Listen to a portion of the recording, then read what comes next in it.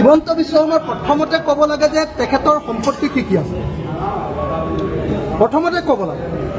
আজি মুখ্যমন্ত্ৰীয়ে কৈছে যে তেখেতৰ সম্পত্তিবিলাক ৰাজহুৱা হ'ব এতিয়া তেখেতে কৈছে যে নিউজ লাইভটো ৰাজহুৱা হ'ব কিন্তু মই সুধিব খুজিছোঁ যে মই তেখেতক সুধিব কৈছোঁ যে নিউজ লাইভৰ লগতে তেখেতৰতো আৰু বহুত চেনেল আছে নিউজ লাইভ আছে টাইম 8 আছে নৰ্থ ইষ্ট লাইভ আছে নিয়মীয়া বাৰ্তা পেপাৰখন আছে ৰামধানু চেনেল আছে ৰং চেনেল আছে আইনা আলোচনী আছে এই আটাইবিলাক সংবাদ মাধ্যম ৰাজহুৱা হ'বলৈ নহ'ব এইবাৰ এই আটাইবিলাক কোঅপাৰেটিভ ছ'চাইটিলৈ যাব নে নাযাব প্ৰথম কথা অকল মই সংবাদ মাধ্যমৰ কথা কৈ আছোঁ তাৰপাছত তেখেতে কৈ আছে যে কাঞ্চনজুৰি বাগিচা আৰু তাৰ ৰিজৰ্ট ৰাজহুৱা হ'ব মই জনামতে অকল কাঞ্চনজুৰি বাগিচা নহয় এই মুহূৰ্তত তেখেতৰ নামত থকা তেখেতৰ পৰিয়ালৰ নামত থকা 3খন বাগিচা আমি নাম জানো তিনিচুকীয়াৰ চানমাৰী বাগিচা সৰু পথাৰৰ ৰাধাকৃষ্ণ বাগিচা তাৰপাছত আপোনাৰ কাঞ্চনজুৰি বাগিচা আৰু ঢেৰ বাগিচা আছে দেই এই 3খন বাগিচা ৰাজহুৱা হ'ব নে নহয় সেইটো 2 নম্বৰ কথা 3 নম্বৰ তেখেতে কৈছে যে গ্ৰীণ বাণী ৰিজৰ্ট এইটো ৰাজহুৱা হ'ব তেখেতৰ অকল বাণী ৰিজৰ্টেই আছে নে অসম আৰু ভাৰতবৰ্ষৰ বেলেগ বেলেগ ঠাইত তেখেতৰ আৰু বহুত ৰিজৰ্ট আছে মইতো শুনিছোঁ যে মেঘালয়ৰ পিনৰ তেওঁলোকে ৰিজৰ্ট চিজৰ্ট বনোৱা ডাঙৰ ফাৰ্ম হাউচ আৰু ৰিজৰ্ট বনোৱা কাম আৰম্ভ কৰিছে মইতো শুনিছোঁ যে তেখেতৰ উৰিষ্যাতো তেনেকুৱা ধৰণৰ বহুত কিবা কিবি আছে মইতো কোৱা নাই এতিয়ালৈকে সম্পত্তিৰ তালিকাটো মই দিয়া নাই দি দিম আমাৰ হাতত আছে তেনেকুৱা তেখেতৰ সম্পত্তিৰ তালিকা আমাৰ হাতত আছে দি দিম বন্দা স্কুলৰ কথা কৈছিলে বন্দা স্কুল তেখেতে কৈছে যে জুৰুদৰ কোটিটকীয়া মাটি জুৰুদৰ যিটো মাটি সেই মাটিটো শিৱ মন্দিৰলৈ কি বনাম বুলি কৈছে হয়নে তাৰপিছত আপোনাৰ তেখেতে কৈছে যে আমাৰ এইটো কি কয় আপোনাৰ গণেশগুৰিৰ সিফালে এডোখৰ কি বুলি কয় অগ্ৰদূত যে আছে এই ঠাইখিনি মাটিখিনি তেওঁ ৰাজহুৱা কৰিছোঁ বুলি কৈছে মন্দিৰক দি দিছোঁ বুলি কৈছে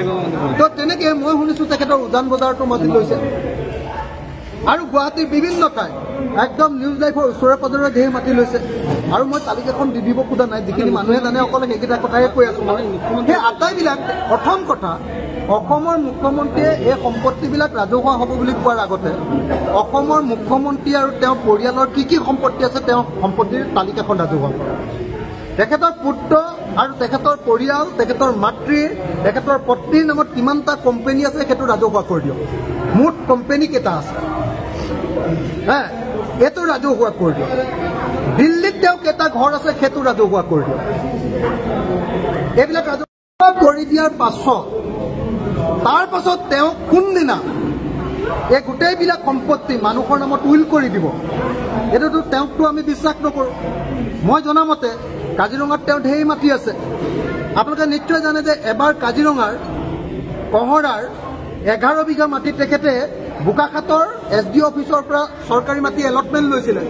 মই তাৰ বিৰুদ্ধে প্ৰতিবাদ কৰিছিলোঁ কৃষক মুক্তি সংগ্ৰাম সমিতিৰ সম্পাদক হিচাপে তেতিয়া তেখেতে সেই 11 বিঘা মাটি আকৌ চৰকাৰক ঘূৰাই দিছিলে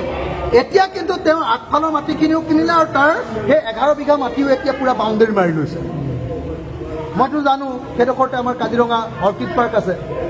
একদম কাষতে সেই চৰকাৰী মাটিখিনি আকৌ তেওঁ কিন্তু দখল কৰি লৈছে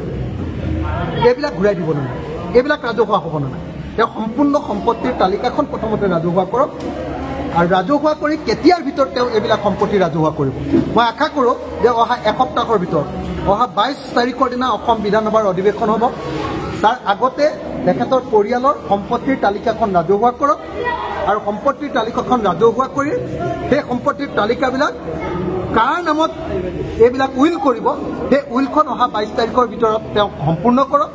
আৰু সেই উইলৰ কপিটো তেওঁৰ নিউজ লাইভ চেনেলৰ জৰিয়তে এবাৰ দেখুৱাই দিয়ক অসমৰ মানুহক আৰু সেইটো এবাৰ সাংবাদিকবিলাকৰ মাজত বিলাই দিয়ক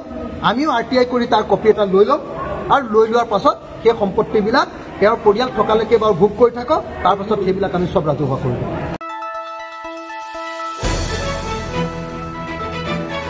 দ্য নিউজলেণ্ডছ অবিৰত তথ্যানুসন্ধান